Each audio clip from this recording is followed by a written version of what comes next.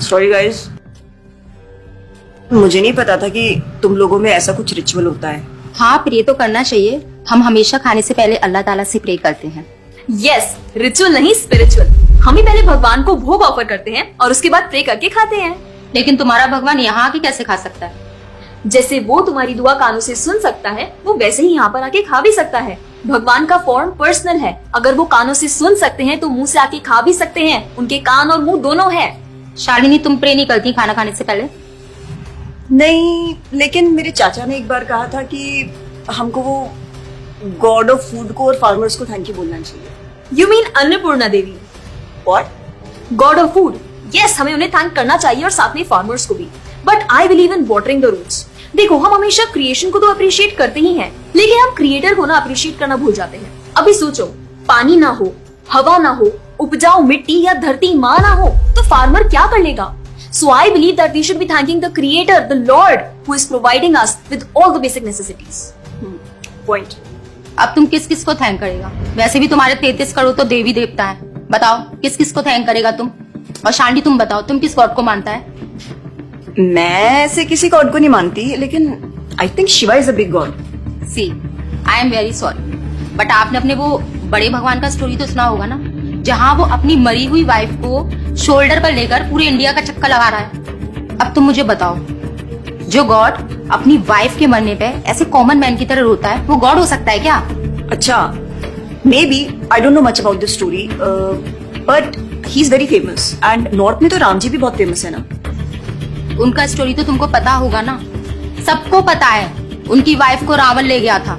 हाँ, पता है। अब तुम मुझे बताओ, वो गॉड है? वो अपनी वाइफ को भी अकेला नहीं बचा के ला सकता। उसको अपनी वाइफ को बचाने के लिए भी वानर सेना की हेल्प चाहिए, और उस वानरों को भी तुम पूछता है। I am sorry. और गीता, तुम कृष्ण को मानती हो, और वो तो हर लड़की के साथ रासलीला करते रहते थे। ऐसा कैसा कैरेक्टर है गॉड का जिसे हर लड़की से प्यार हो जाता है? और वो खुद डर के अपना जन्मस्थान छोड़कर चले गए थे। गॉड को कभी डर लगता है क्या? और जिसे खुद डर लग रहा है, वो तुम लोग की हेल्प कैसे करेगा? शिट यार, this is so complicated and confusing. It is confusing because you are following the wrong path. It is very beautiful and sacred. I will show you the right path. Enough, Asifa. I know what you're trying to do. And Shalini, कुछ भी confusing नहीं है।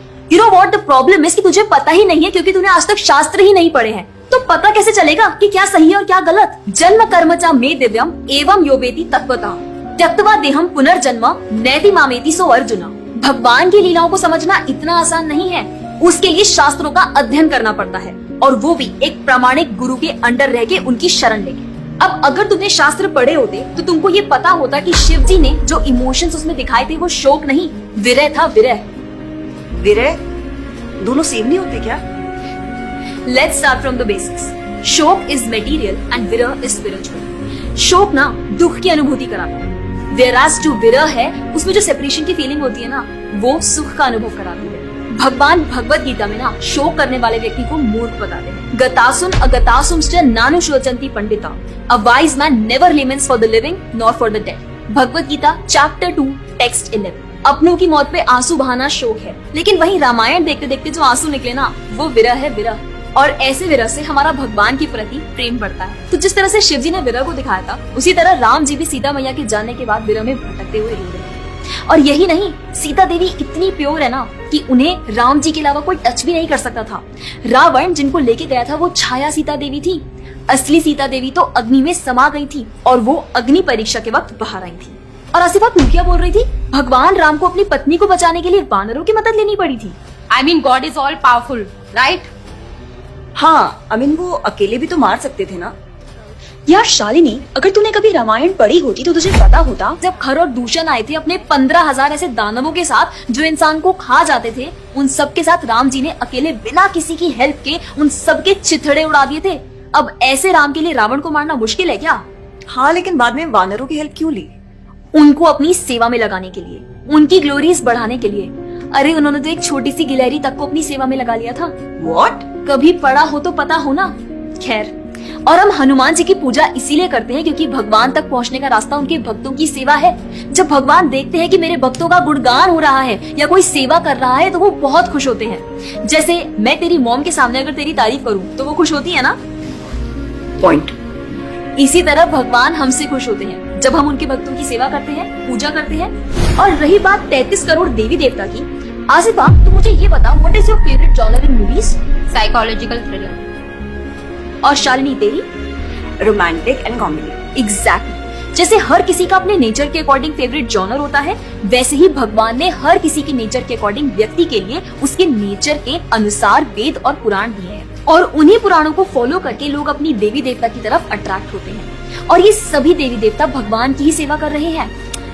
जैसे रोशनी के देवता सूर्यदेव, हवा के देवता वायुदेव, बारिश के देवता इंद्रदेव। जैसे एक सरकार चलाने के लिए इतनी सारी पोजीशंस होती हैं, वैसे ही इस पूरे ब्रह्मांड को चलाने के लिए अलग अलग देवी देवताओं की जरूरत पड़ती है।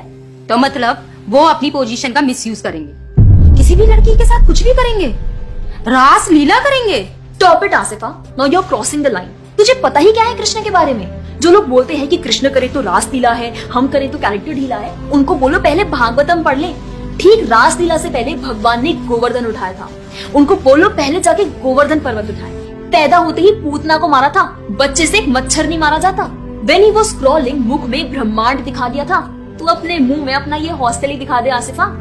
क्या तुम जानते हो द्वारका में भगवान श्री कृष्ण की 16,108 रानियां थी और सबके अलग अलग महल थे और हर एक महल में श्री कृष्ण सबके साथ होते थे एक ही समय पर। रोज सारी रानियां कृष्ण से खुश थी और उन सब की जरूरतें कृष्णा पूरी करते थे। क्या किसी नॉर्मल से इंसान के लिए ये सब संभव है? आज के टाइम पे तो एक ही नहीं संभलती, लेकिन उस टाइम सारी रानियां एक दूसरे के साथ खुश थी और उन्हें खुश कृष्ण रखते थे। क्यों? क्योंकि वो भगवान है।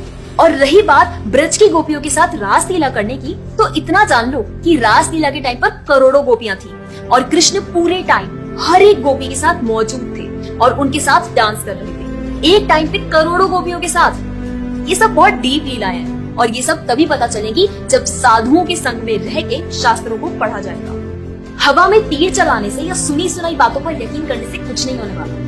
और रही बात अपने भक्तों को बचाने की, तो भगवान ने तो अपने भक्त परीक्षित महाराज को गर्भ में बचाया। 5 साल के प्रहलाद महाराज के लिए नरसिंह अवतार लेकर आए और उनको बचाया।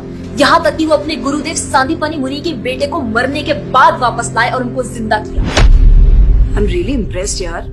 हिंदू होते हुए भी मुझे फैक्ट्स पता ही नहीं थे। मेरे पेरेंट्स ने मुझे कभी इन सब चीजों के बारे में बताया ही नहीं।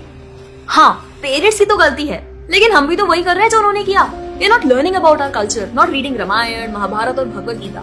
आजकल तो ये सब कुछ रीड करना बहुत इजी भी है यार। Everything is available on our phones. And the problem is that we don't want to learn. और इसीलिए हमें कोई कुछ भी बोलता है और हम उसे मान लेते हैं और अपने बिलीफ को चेंज करने के लिए रेडी हो जाते हैं। एक्चुअली में पता है, किसी का हार्ट ट्रांसफॉर्म करना है तो प्यार से करो, ज्ञान से करो, पैसे और तलवार से नहीं। और अब बारी आपकी है। अगर आप भी चाहते हैं कि कोई एड़ा गेड़ा नत्थु गेड़ा अगर आपको कुछ भी ना बोल जाए, आपका बेवकूफ ना बनाए, तो जाइए और अपने कल्चर के बारे में जानिए, ग्रंथ पढ़िए और अपने बच्चों को भी पढ़ाइए। जाकर इस वीडियो को जितना हो सके उतना शेयर करिए ताकि कोई और लड़का या लड़की इस केरला स्टोरी का शिकार ना बने। और हाँ, इस वीडियो को लाइक करें और भक्ति टुडे चैनल को सब्सक्राइब करें।